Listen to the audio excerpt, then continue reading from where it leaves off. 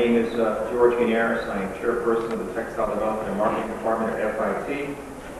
I'm asked to announce that if anybody has any cell phones, I think you've heard this before, to please turn them off because it's only proper and shows the proper respect for our speakers. Our first speaker is Dr. Hoon. He's Associate Professor of Fibre and Polymer Engineering, Department of Hanyang University, Seoul, Korea. In 1994, he received a PhD in Fibre and Polymer Science at North Carolina State University. 1995 to present, he works at Hanyang University in Seoul, Korea. Research area is in textile process materials and development. Welcome, Dr. John.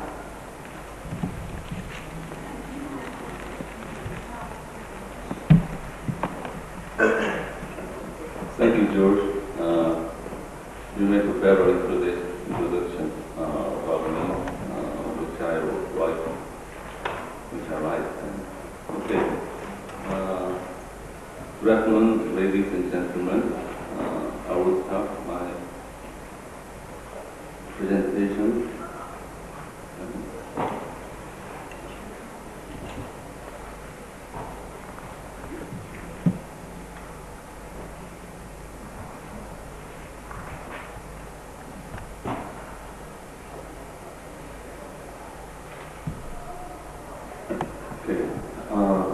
First, I don't know why my research paper is categorized in this dyeing and bleaching sections. Anyway, I will introduce my research, which is preparations and characterizations of polypropylene and nano silver bicomponent fibers. They say this is the area, ages of 5 or 4 technologies, which is BT, biotechnology, and ET, and environmental technology, and IT, information or intelligence technology, and NT, nanotechnology. And somebody includes the CT as the cultural technology. I think in Egypt, which I first visited at this time, Egypt has very strong potential in CT, the cultural technologies. Anyway, the 4 or 5 technologies cannot sustain by itself. I think those technologies make us interdisciplinary to support or to apply to the existing technologies. So now I am very interested in nanotechnologies, which can make more functional, can make more functional fibers whichever exist. So I will present my research like this method. First, I will talk about why and what is the purpose of this research, and then I will introduce some materials and spinning processes and measurement methods in the experimentals. And also then I will move to my presentation, the results of this research with summary properties of new fibers and structural analysis and cross-sectional observations and antibacterial effect. And then, based on these research, I make a conclusion. Okay, the polypropylene fiber is one of the most important synthetic fibers these days, and the usage of the fibers is very rapidly increased these days because it is very flexible and uses. Like carpet was very strong and durable properties, but the napkins and diapers and surgical masks is very cheap and disposable. So then those means that the polypropylene can be used very durable materials and as well as disposable. And because it is very economical, as you know, the polypropylene is cheaper than any other synthetic fibers these days. In Korea, I know that it is less than $1 per kilogram. And also, in this research, I will introduce the nano-sized silver particles. Silver is known by humans since for more than 5,000 years. And it is very good and safe to human body, and also it has very strong antibacterial effect. Since before 1938, which year penicillin was invented at that time. Before the penicillin, the silver was the best pharmacy for the bacteria. So, using the polypropylene and nano-sized silver particles, I tried to make a nano-component fibers using the conventional melt spinning method. So then the nano silver powder is provided from NanoEnc company in Korea, which is owned by me and my colleagues. We have our own process which applied patents in the United States and Europe and Japan also. We produce nano-sized silver particles as well as colloidal silver. For this research, I used the average diameter of 30 nanometers silver powder. And polypropylene, in this research, the polypropylene fiber is provided also, no, it's not fiber, it's resin. The virgin resin is provided Hoon petrochemical company in Korea. The melt flow index is 16 and density is 0.9. Using the nanoparticles, nanopowders, and polypropylene resin, we produce a master batch M1 and M2 here. The M1 has the component of M1 and M2 is different. Like M1 use only 3% of weight percent of silver, but the M2 use the 10% of silver in its component. And then, okay, it is much better than understand. This is the schematic illustrations of the experimental processes. How we prepare the PPFAG fibers. First, we prepare the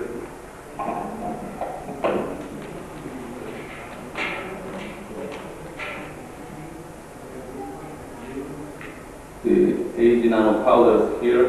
Mechanically, we mixed or blended AG nanopowders and PP chips. And then, first mechanically mixed, and then used the traditional or conventional extruder. We produce the master batches. As you know, there are two kinds of master batches, M1 and M2, depends on the contents of the silver powders. And then we blend master batches and PP chips by using the melt spinning. And there are two different methods. The first one is master batch was blended into the core part, and second method is master batch was blended into the sheath part. So, and then we're going to compare the properties of these two products. The spin temperature was 250 centigrade. It is normal conditions for the polypropylene, and takeoff speed was maintained at 1,000 meters per minute. This is the pilot scale, the spinning machine. So the speed, this speed is very good for this machine. Okay, this is another schematic illustration of the spinning machines. There are two screws, double screws, and then the extruder divided by two zones as feeding zone and melting zone, and spinner here. It is composed by sheath part and core part. So, yes, this table shows the classification of PPAG compound fibers. There are 7 different kinds of fiber. We called it PP1 to PP7, and the compound is very important here. The sheath, the first one is first part means the sheath, and the second thing is part of the core part. So the extruding ratio means the weight ratio. So sheath, first one is 50%, 50 to 50. Then from sample number 4 to number 7, the sheath ratio is increased from 10 to 50. The melt flow index and nozzle diameter is like this. Okay, and after prepare the fiber, polypropylene and silver fiber, we performing the analysis of the to characterize the fibers like this method. For the summary properties, we use DSC, and structural analysis, the wide angle, the WAXS and SEM are used. And also, the new, not so new, but we measure evaluate the antibacterial effect by using the AAPC 600 test method. This is the result. For the summary properties, the number 3 to number 1 to number 3, and number 4 to number 7 is different from the what is the core, where the silver is blended in the core part or sheath part. Okay. Both parts shows the area of this peak area is decreased. For the regular or normal polypropylene, after we put the silver, to increase the content of silver powders like this, the area is decreased. And also the structure, the wax result also shows that the black lines is a regular polypropylene. There is no silver powder. And red and green, the number is increased, the silver powder, the content of silver powder is increased. And these peaks, original the polypropylene diffraction peak angles. And these 3 peaks are the silver diffraction peaks angles. So it says, as increase the silver contents, also the crystality of the polypropylene is decreased. And this result shows that the same result of fiber polypropylene number 3 is that 50% ratio. Sheath and core ratio is 50 to 50, and we use 10% of weight the master batches. Then in the sheath part, we cannot find out any silver particles. However, in the core part, we find out and where this distributed silver particles in the core part. And also, as you know, that sheath core, this figure shows us the diameter, the cross section of sheath core fibers. I think we try to find take a SEM micrograph around this area, and finally we found that area. See in the left side, this is the left side means the sheath part. Then there is a well-distributed silver powder you can find.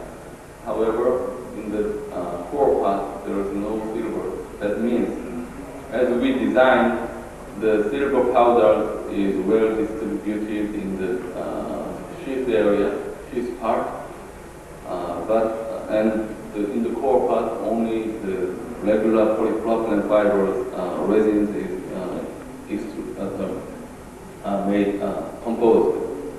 Okay, and then we try to find out the antibacterial effect by using the AETCC 100 method, and this table shows the result. We have lots of results, lots of data about the antibacterial effect, but at this moment I will just present very small, tiny things, tiny results. See the number 3, sample number 1 is original. There is no silver particle, sheath or core area. But number 3 is in the core part, we use silver master batch, which has silver content is 5% in weight, so the volume is 0.449, because the density of silver is 10 to 11 times than the polypropylene. So those fibers has no antibacterial effect. In this test, we used two different kinds of bacteria, the Staphylococcus aureus and Klebsiella pneumoniae. Staph were used by positive,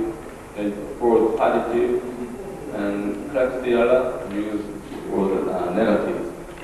Anyway, those has no antibacterial effect because all the silvers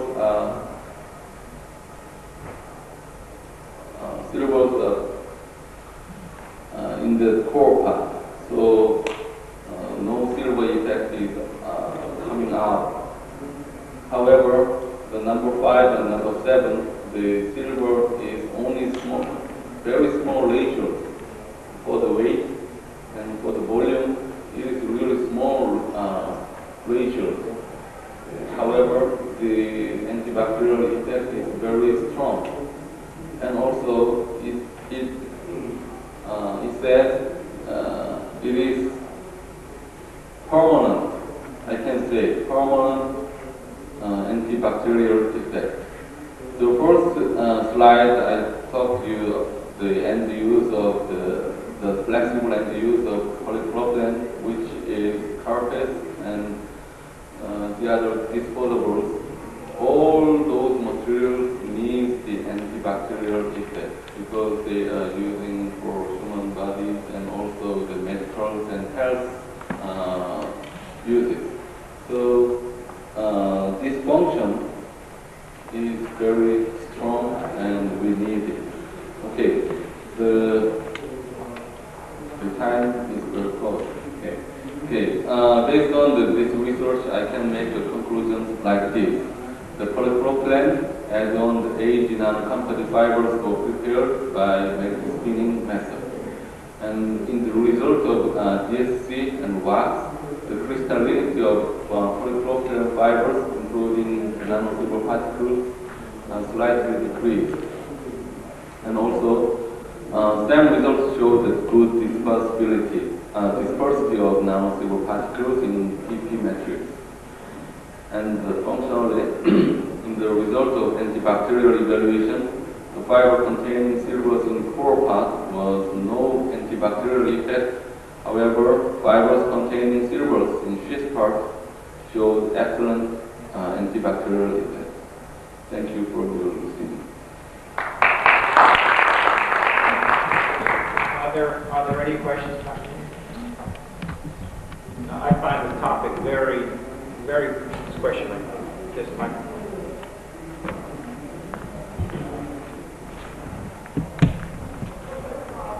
You used silver and adopted your polypropylene. Silver in its nature as a toxic material. Did you measure the extractable silver from polypropylene fibers? PP. Yeah. You add silver. Yeah, right. This silver is toxic in nature. Silver is not toxic. It's banned from Ecotex standards. Sorry. There is a limit of silver not exceed 0.01% of material, extractable silver. No, I don't know. Yeah, silver is toxic. As I know, The question was, silver at 0.1% is poisonous or toxic. Yeah, more than that is toxic. More than that is toxic. Anything more than 0.1%. Yeah. no, in Korea we eat silver, but nobody died. How will you eat? It is not toxic. And also, FDA in the United States, they are to issue from Ecotex standards 100 and 200 issue that issued 2000. Okay, then I Well, I better. think, if I may, You could, microphone, got the translator. I have a comment on this. Really, silver is toxic if it is free. In this case, it's not free, and this will depend in a way on the fastness of silver inside the polypropylene. So if you have some figures about the fastness or the stability of the silver inside polypropylene against washing, against use, against wearing, against soap, so in this case, this will give a quite good indication about whether it can be removed during washing or not. Thank you. It is ongoing project, and we're also working on the nylon and polyester, and also we produce the colloidal type of silver solution, and we applied when we print or we dye the fabrics. We also apply the silver solutions in the fabrics, the cotton or the synthetic fabrics. And it works very well, and it has very strong antibacterial effect also. And I hope I have another chance to present my another research result. Thank you, Dr.